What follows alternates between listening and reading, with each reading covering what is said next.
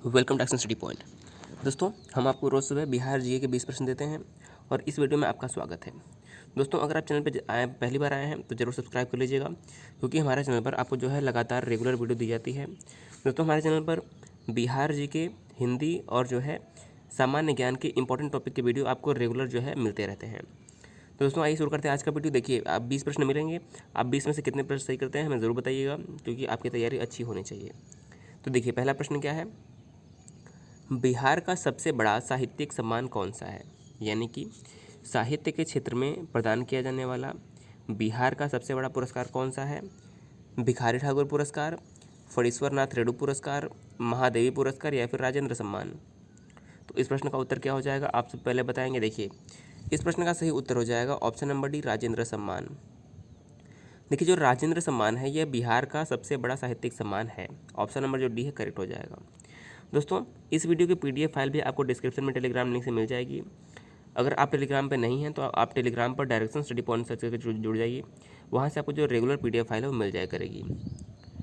आइए दूसरा प्रश्न देखते हैं। देखिए, दूसरा प्रश्न क्या है, राष्ट्रीय ग्रामीण जल आपूर्ति और स्वच्छता कार्यक्रम के पायलट योजना के पहले चरण में एक सर्वेक्षण के लिए बिहार के किस जिले का चयन किया गया था? देखिए, मोस्ट इम्पॉर्टेंट प्रश्न है।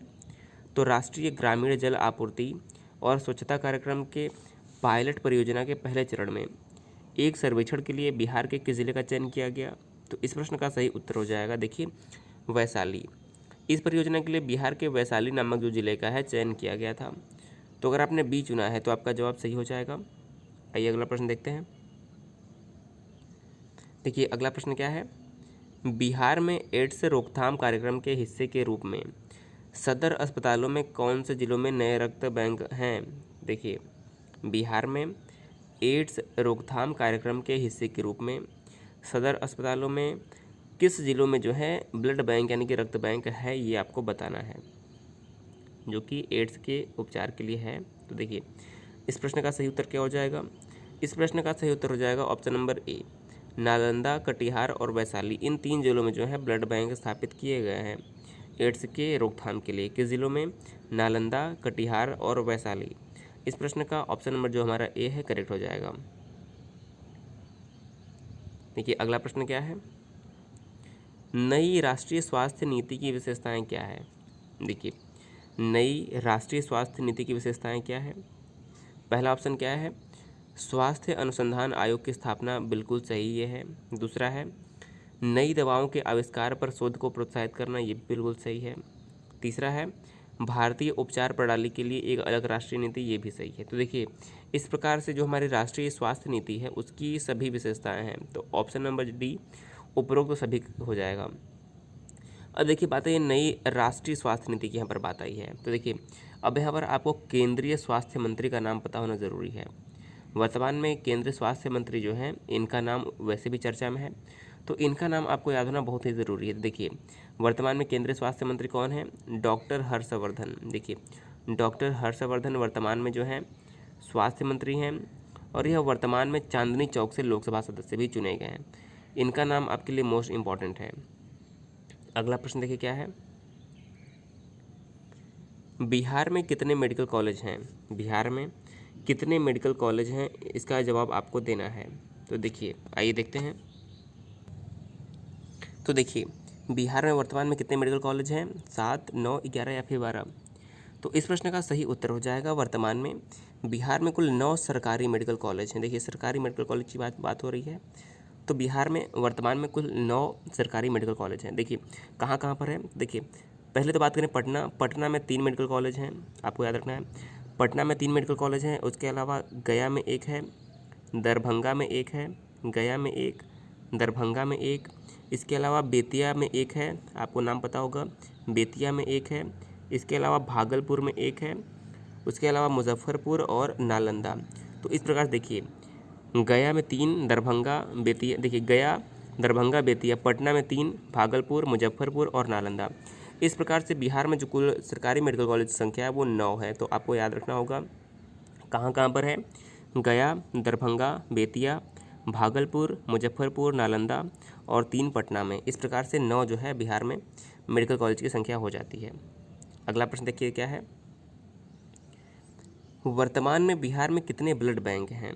बिहार में वर्तमान में कितने ब्लड बैंक हैं? तो इस प्रश्न का सही उत्तर हो जाएगा, देखिए वर्तमान में बिहार में कुल 29 ब्लड बैंक हैं। इनकी संख्या लगातार बढ़ती रहती है, तो यह 29 सही हो जाएगा वर्तमान में। ऑप्शन नंबर डी करेक्ट हो जाएगा। अगला प्रश्न है, बिहार की स्वास्थ्य नीति के अनुसार प्रत्येक जिले में सदर अस्पताल के लिए आवश्यक न्यूनतम रक्त बैंक क्या है? देखिए बिहार की स्वास्थ्य नीति के अनुसार प्रत्येक जिले में सदर अस्पताल के लिए आवश्यक न्यूनतम ब्लड बैंक कितने? देखिए हर एक सदर अस्पताल में जो है न्यूनतम ब्लड बैंक की संख्या कितनी है? तो एक है। हर सदर अस्पताल में न्यूनतम ब्लड बैंक की संख्या एक है। ऑप्शन नंबर जो हमारा ए है करेक्ट हो जाएगा। अगला प्रश्न है, RHC यानी कि RCH का मुख्य उद्देश्य क्या है? RCH का मुख्य उद्देश्य क्या है? तो इस प्रश्न का सही उत्तर क्या हो जाएगा? इस प्रश्न का सही उत्तर हो जाएगा ऑप्शन नंबर ए, माँ के स्वास्थ्य और बच्चे के अस्तित्व में सुधार करने के लिए जो है उद्देश्य है इसका RCH।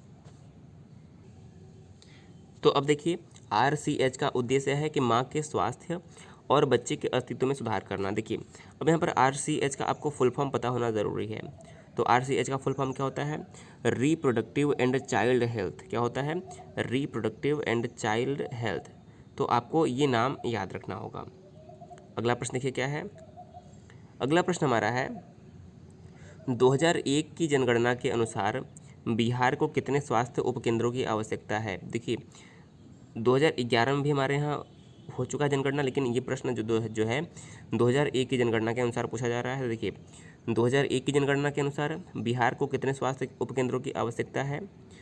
2001 की जनगणना के अनुसार बिहार को कुल 4500 स्वास्थ्य उपकेंद्रों की आवश्यकता है। ऑप्शन नंबर बी करेक्ट हो जाएगा। कितनी आवश्यकता है? 4500 स्वास्थ्य उपकेंद्रों की आवश्यकता है बिहार को, जो कि वर्तमान में अब 20 साल हो चुके हैं, तो 20 साल में यह बढ़ गया होगा काफ़ी। अगला प्रश्न देखिए क्या है, बिहार में फ़िलहाल में कितने रेफरल अस्पताल हैं? बिहार में वर्तमान में कितने रेफरल अस्पताल हैं? तो इस प्रश्न का सही उत्तर क्या होगा? देखिए इस प्रश्न का सही उत्तर हो जाएगा ऑप्शन नंबर डी 396। बिहार में वर्तमान में 396 जो हैं रेफरल हॉस्पिटल हैं। ऑप्शन नंबर डी अगर आपने चुना है तो आपका जवाब सही है। अगला प्रश्न देखिए क्या है, 2001 की जनगणना के अनुसार बिहार को कितने रेफरल अस्पतालों की आवश्यकता है? देखिए बिहार में कुल 396 रेफरल हॉस्पिटल तो हैं, लेकिन वहाँ पर आवश्यकता कितनी की है? वहाँ पर 2001 के अनुसार आवश्यकता है 618 की। कितनी? 2001 की जनगणना के अनुसार बिहार को कुल 618 रेफरल अस्पतालों की आवश्यकता है, लेकिन 2001 तक जो बिहार में रेफरल हॉस्पिटल की संख्या थी वो थी 396, जो कि 2020 तक काफ़ी बढ़ गई होगी। तो 2020 के जो नए आंकड़े आएंगे 2021 के जनगणना में, तो 2021 के जब जनगणना में नए आंकड़े आएंगे तो आपको जो नए फैक्ट होंगे वो याद करने होंगे। अगला प्रश्न देखिए क्या है, बिहार में कितने प्राथमिक स्वास्थ्य केंद्र हैं? बिहार में कितने प्राथमिक स्वास्थ्य केंद्र हैं? इस प्रश्न का सही उत्तर क्या होगा? देखिए इस प्रश्न का सही उत्तर हो जाएगा ऑप्शन नंबर बी, बिहार में कुल 1247 प्राथमिक स्वास्थ्य केंद्र हैं। कितने? 1247 प्राथमिक स्वास्थ्य केंद्र बिहार में वर्तमान में स्थापित हैं। ऑप्शन नंबर बी करेक्ट हो जाएगा। अगला प्रश्न देखिए क्या है, बिहार में एक रेफरल अस्पताल कितने लोगों पर है? जो बिहार में एक रेफरल अस्पताल है वह कितने लोगों पर है? तो बिहार में 1,20,000 लोगों पर एक रेफरल अस्पताल है, जो कि काफ़ी कम माना जाएगा। यानी कि 1,20,000 पर रेफरल अस्पतालों की संख्या और अधिक होनी चाहिए, जो कि वहाँ पर नहीं है। तो बिहार में एक रेफरल अस्पताल पर 1,20,000 लोग जो है आश्रित हैं। ऑप्शन नंबर जो ए है करेक्ट हो जाएगा। अगला प्रश्न है, बिहार में हर 30,000 लोगों के लिए किस प्रकार का स्वास्थ्य केंद्र स्थापित किया गया है? तो बिहार में हर 30,000 लोगों के लिए किस प्रकार का स्वास्थ्य केंद्र स्थापित किया गया है? तो इस प्रश्न का सही उत्तर क्या हो जाएगा? देखिए बिहार में हर 30,000 लोगों के लिए प्राथमिक स्वास्थ्य केंद्र स्थापित किया गया है। प्राथमिक स्वास्थ्य केंद्र हर स्थान पर जो है बनाया जाता है, और यही जो होता है लोगों का प्रथम साधन होता है इलाज कराने का ग्रामीण क्षेत्रों में, प्राथमिक स्वास्थ्य केंद्र। ऑप्शन नंबर 20 प्रश्न का अगर आपने चुना है तो आपका जवाब सही हो जाएगा। देखिए अगला प्रश्न क्या है, बिहार में फ़िलहाल में कितने स्वास्थ्य उपकेंद्र हैं? बिहार में वर्तमान में कितने स्वास्थ्य उपकेंद्र हैं? तो इस प्रश्न का सही उत्तर हो जाएगा ऑप्शन नंबर ए 10,332। बिहार में वर्तमान में कुल 10,332 स्वास्थ्य उपकेंद्र की संख्या है। ऑप्शन नंबर जो ए है करेक्ट हो जाएगा।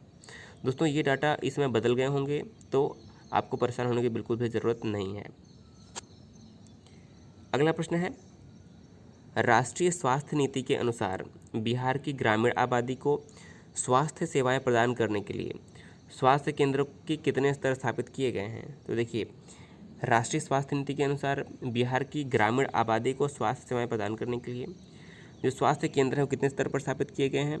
तो इस प्रश्न का सही उत्तर हो जाएगा तीसरी पंक्ति, यानी कि 3 स्तर पर जो है स्वास्थ्य केंद्र स्थापित किए गए हैं। प्राथमिक स्तर, द्वितीय स्तर और तृतीय स्तर। ऑप्शन नंबर सी इस प्रश्न का बिल्कुल करेक्ट आंसर हो जाएगा। अगला प्रश्न है, बिहार में इंदिरा गांधी मेडिकल सेंटर कहाँ पर है? बिहार में इंदिरा गांधी मेडिकल सेंटर कहाँ पर है? तो इस प्रश्न का सही आंसर हो जाएगा ऑप्शन नंबर सी पटना। देखिए, पटना में इंदिरा गांधी मेडिकल सेंटर के अलावा 2 मेडिकल कॉलेज और हैं। अगर आपको उनके नाम पता है तो हमें कमेंट बॉक्स में ज़रूर लिखिएगा कि पटना में 2 और कौन से मेडिकल कॉलेज हैं, आप कमेंट में ज़रूर बताइएगा। अगला प्रश्न देखिए क्या है, बिहार में स्वास्थ्य सेवाओं के लिए सबसे महत्वपूर्ण केंद्र कौन सा है? बिहार में स्वास्थ्य सेवाओं के लिए सबसे महत्वपूर्ण केंद्र कौन सा है? तो इस प्रश्न का सही उत्तर हो जाएगा ऑप्शन नंबर ए PMCH। क्या हो जाएगा? PMCH। देखिए, हमारा प्रश्न का उत्तर क्या था? बिहार में स्वास्थ्य सेवाओं के लिए सबसे महत्वपूर्ण केंद्र कौन सा? वो है PMCH। देखिए, PMCH क्या है आपको पता है? Patna medical college and hospital. क्या है? Patna medical college and hospital का ही जो संक्षिप्त रूप है वो है PMCH। इस प्रश्न का ऑप्शन नंबर जो ए है करेक्ट हो जाएगा। देखिए, अगला प्रश्न क्या है, वायु प्रदूषण रोकथाम और नियंत्रण अधिनियम के तहत केंद्र सरकार ने अस्थायी चिमनी को स्थायी में बदलने के आदेश को कब पास किया? देखिए, आपको जवाब देना है कि वायु प्रदूषण रोकथाम और नियंत्रण अधिनियम के तहत केंद्र सरकार ने जो अस्थायी चिमनी थी उसको स्थायी चिमनी में बदलने का आदेश कब दिया? तो इस प्रश्न का सही उत्तर हो जाएगा ऑप्शन नंबर ए दिसंबर 2001 में दिया। कब दिया? दिसंबर 2001। इस प्रश्न का ऑप्शन नंबर अगर आपने ए चुना है तो आपका जवाब बिल्कुल सही है। और आज का देखिए हमारा अंतिम प्रश्न क्या है, यदि नदियों में प्रदूषण निर्दिष्ट सीमा से अधिक है तो किस अधिनियम के तहत बिहार राज्य प्रदूषण नियंत्रण बोर्ड कार्रवाई कर सकता है? तो देखिए, यदि नदियों में प्रदूषण निर्दिष्ट सीमा से अधिक है तो जो बिहार राज्य प्रदूषण नियंत्रण बोर्ड है वह जल प्रदूषण रोकथाम और नियंत्रण अधिनियम के तहत जो है कार्रवाई कर सकता है। किसके अंतर्गत? जल प्रदूषण रोकथाम और नियंत्रण अधिनियम के तहत राज्य प्रदूषण नियंत्रण बोर्ड कार्रवाई कर सकता है। ऑप्शन नंबर सी इस प्रश्न का बिल्कुल सही हो जाएगा। तो दोस्तों, इस वीडियो में हमने आपको फिर बिहार जे के 20 प्रश्न दिए। दोस्तों, हम आपके लिए लगातार वीडियो ला रहे हैं। दोस्तों, आप कम से कम वीडियो को 2 से 4 लोगों तक शेयर ज़रूर करिए। दोस्तों, बिहार के एग्ज़ाम से अगर कोई भी तैयारी कर रहा है उसके लिए वीडियो जो है मोस्ट इंपॉर्टेंट है। तो दोस्तों, कम से कम 4 से 5 लोगों तक जो है आप वीडियो को ज़रूर शेयर किया करें, जिससे जो है हम जो मेहनत कर रहे हैं वो अधिक से अधिक लोगों तक पहुँच सके। दोस्तों, इस वीडियो की PDF फाइल भी आपको मिल जाएगी डिस्क्रिप्शन टेलीग्राम लिंक से। इसके अलावा दोस्तों, वीडियो कैसा लगा हमें कमेंट करके ज़रूर बताइएगा। वीडियो देखने के लिए बहुत बहुत धन्यवाद।